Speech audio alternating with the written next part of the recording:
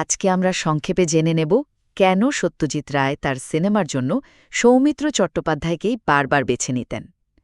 দেখুন, বাংলা সিনেমায় তো কিংবদন্তি ছিলেন দুজনই, উত্তম কুমার আর সৌমিত্র চট্টোপাধ্যায়। কিন্তু প্রশ্নটা হল, মহানায়ক উত্তম কুমার থাকা সত্ত্বেও সত্যজিৎ রায় কেন সৌমিত্রর কাছেই ফিরে যেতেন? তো এর পেছনে কিন্তু কয়েকটা বেশ ইন্টারেস্টিং কারণ আছে। প্রথমত, দুজনের অভিনয়ের ধরনটাই ছিল একদম আলাদা।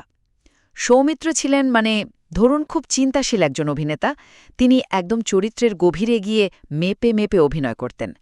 আর অন্যদিকে উত্তম কুমার, তিনি ছিলেন স্বতঃস্ফূর্ত। তার একটা বিশাল স্টার ইমেজ ছিল, তাই না? সোজা কথায় বললে, একজন ছিলেন অভিনেতা, অন্যজন তারকা।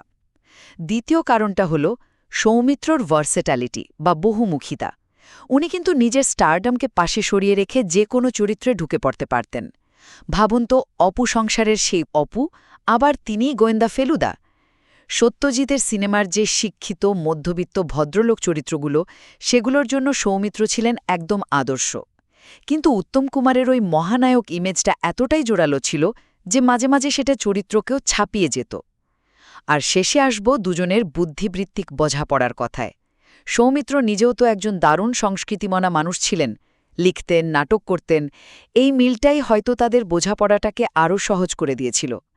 অবশ্য রায় কিন্তু উত্তম কুমারের প্রতিভারও ভীষণ কদর করতেন। এই কারণেই তো নায়ক সিনেমার জন্য যখন একজন আসল সুপারস্টারের দরকার হল, তিনি উত্তম কুমারকেই ডেকেছিলেন। সব মিলিয়ে উত্তম কুমারের স্টারডামের চেয়ে সৌমিত্রর সূক্ষ্ম আর বাস্তববাদী অভিনয়টাই সত্যজিৎ রায়ের সিনেমার সঙ্গে বেশি খাপ খেত।